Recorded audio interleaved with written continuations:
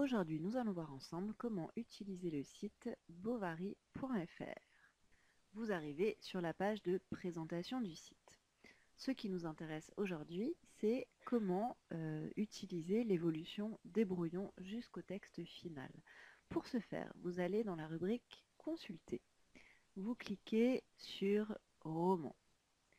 Imaginons par exemple que nous souhaitions faire un travail autour de la rencontre entre Charles et Emma. Donc vous voyez que cette rencontre, elle se situe au chapitre 2, dans le 7e découpage proposé par ce site. Vous cliquez Rencontre d'Emma. Là, vous arrivez sur la page qui va justement raconter cette rencontre. Nous allons sur un extrait qui nous semble justement peut-être le plus pertinent. Vous voyez que apparaît ici le fait que nous sommes sur la séquence 33. Donc repérez bien le début et la fin de cette séquence. On commence par son cou sortait d'un col blanc rabattu et on termine par en lui tendant son air de bœuf. Vous cliquez, une seconde fenêtre s'ouvre sur laquelle deux documents apparaissent qui se font face. D'un côté, vous avez le manuscrit de Flaubert. De l'autre côté, vous avez sa retranscription dactylographiée.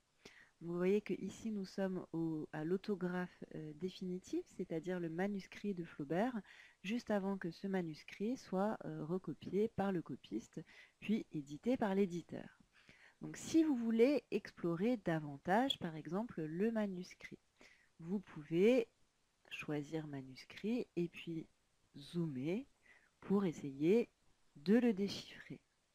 Si c'est la transcription qui vous intéresse, vous allez sur la transcription et vous repérez les choses qui vous intéressent.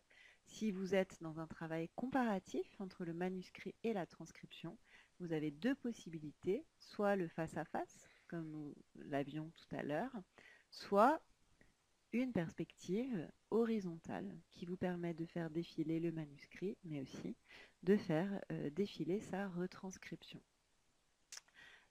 Donc vous cliquez sur explorer la séquence. Ici vous avez ce qu'on appelle le tableau génétique des brouillons. Là, les pages des folios.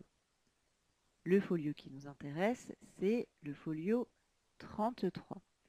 Vous retrouvez en haut, en rose, le texte publié. Si vous souhaitez enregistrer cette transcription, vous allez cliquer sur Enregistrer. Vous aurez un fichier image enregistré. Voilà.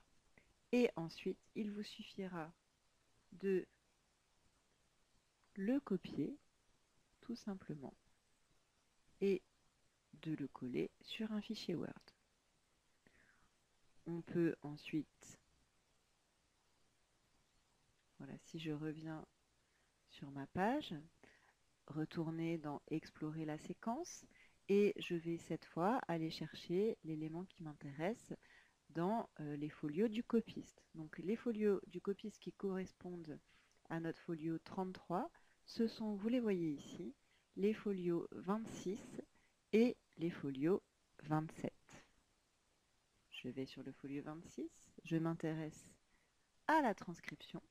Vous voyez qu'ici, je retrouve les cheveux avec les deux bandeaux noirs et que si je retourne ici et que je vais chercher mon folio 27, j'ai bien la fin de mon passage. Je peux faire exactement la même opération, je vous le montre encore une fois, c'est-à-dire la transcription, voilà, l'enregistrer, et puis la copier sur mon fichier Word. Et vous voyez que là, j'ai mon travail comparatif qui se met en place. Si je retourne dans Explorer la séquence, de la même manière, je vais descendre. Vous voyez qu'ici, par exemple, le folio 28, qui est une autre étape du brouillon et qui est beaucoup plus raturé,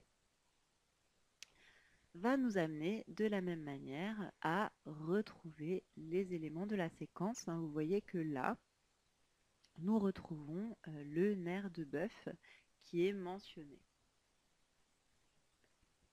je continue, je descends encore une fois dans les brouillons, donc les plus anciens. Ici, son cou sortait d'un col blanc rabattu, ses cheveux noirs dont les bandeaux semblaient, etc., etc., chacun d'un seul morceau. Vous faites évidemment le même travail, c'est-à-dire que ce passage, vous allez l'enregistrer, puis copier cette image